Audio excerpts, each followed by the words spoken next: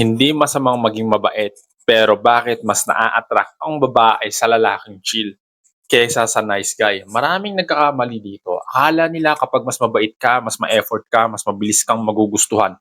Pero ang nangyayari, baliktad. Kapag overly nice ka, laging available, laging nag adjust laging nag explain laging nag approve, hindi siya nakakaramdam ng attraction.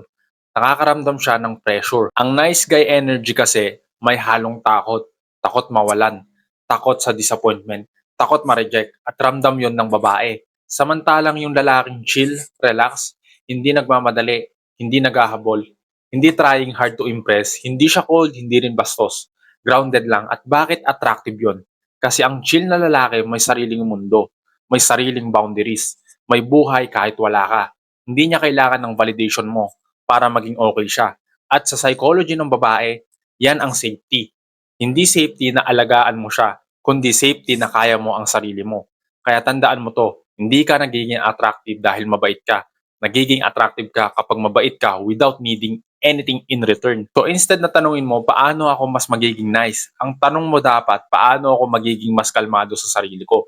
Kasi ang confidence, hindi maingay, hindi desperate. Chill lang.